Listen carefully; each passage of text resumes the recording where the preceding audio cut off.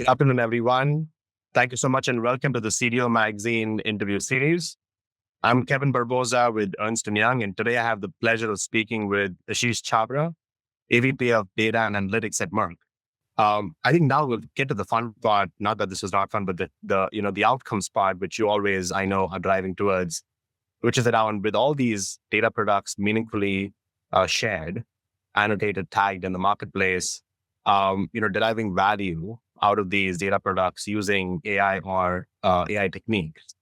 Would love to get your perspective. What are some of the outcomes that you've seen being driven using AI or other modern technique from this marketplace and from the capability that you've enabled for Merck? Yeah. So look, we're not done with our journey. I would say we're in the middle of our journey, and we have a lot of outcomes that we've enabled over the last 12 months. Even if I just part the AI piece just for a second, the things that you described in designing, data products in a business defined way, having them tagged appropriately, that's a big body of work. And that body of work is actually needed. Those are what I call good data practices that you want to bring into your organization.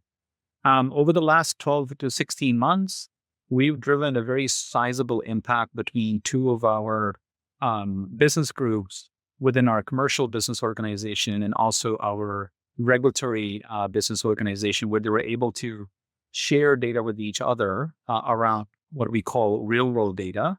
And, similarly to any other pharma company, we buy real world data. So one of the things that we did is let's put not just the upfront procurement governance around it to make sure that we're not buying that data 3 or 4 times. There's, efficiencies and scale there. There was a lot of cost savings that we put in there.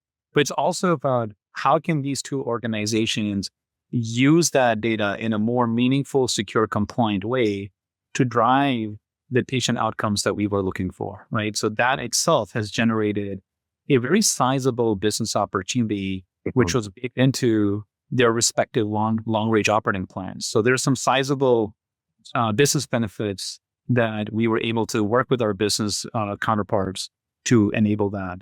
Now, the other part is getting organizations to be much more faster, right? So within a large pharma, we are providing a one-stop shop for people to go find, discover, access their data.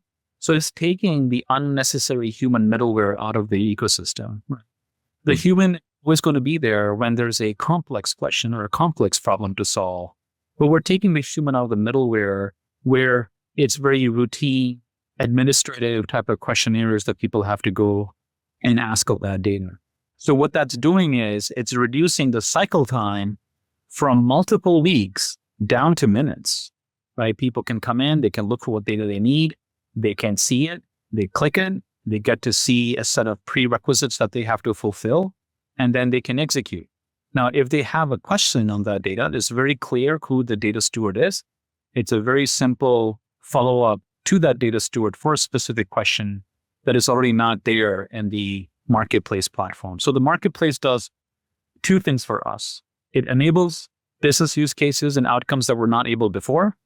It makes the data practitioners of data much more faster and self-service. And then the third thing that I would always end with, it's secure, compliant with privacy by design, because not everybody should be able to access the data just because it's in a enterprise marketplace. We all have to abide by the different regulations that our global pharma company operates in. Got it. And that's a pretty good comment around the aspect of using the data, but also using it in a secure and compliant way. And as you see, the evolution of the marketplace capability, Asheesh, you think, we've seen across a lot of our clients, these marketplaces scaling to be more than data marketplaces. They're looking at, code marketplaces, API marketplaces, reporting marketplaces, and others. So as you see the AI initiatives scale and, the information between AI data and the logic and the algorithms compress, and that evolves over time, how do you envision the AI initiatives continuing to leverage this solid foundation of well-managed governed data with different algorithms coming through, with different vendors putting together small language models, so on and so forth? How do you see this evolving that the capability that you've set up right now within Merck? Yeah, so I think one of the areas that we are actively pursuing is because of some of the early experimentation that one of our business organizations had done is around how do you start sharing data applications. So when you go and access data or find data, you're actually looking at to generate some insights or generate Yep. an application. There's already a strong need to be able to bring in insight applications that drive insights from data into the marketplace in terms of how it's being used. Those are your traditional reports and dashboards, you can call them a little bit of an insight application, but then more of the well-designed data applications using the AI ML technique. We are looking at how do we bring that to the table so we can start sharing what those data applications are and also start sharing the code base where it makes sense so people don't have to redesign that code base all from scratch and start using this as a library place. And one of our famous leaders, she calls it using the Lego block approach. How do you build a lot more of those Lego blocks so people can start putting that stuff together and be able to stitch their last mile solutions very, very quickly? That's the evolution that we're seeing in terms of data applications. I did avoid one of your questions about how is AI going to get enabled? To bring that back, I strongly believe and I know that in order to have high value delivered through your AI vision and mission and your AI projects, you must feed it highly valuable, highly trusted, compliant, and secure, high quality data. Without that, your AI techniques are not going to take you that far because you're going to end up chasing the hallucination of that data, which some of Yep. these agents already do today.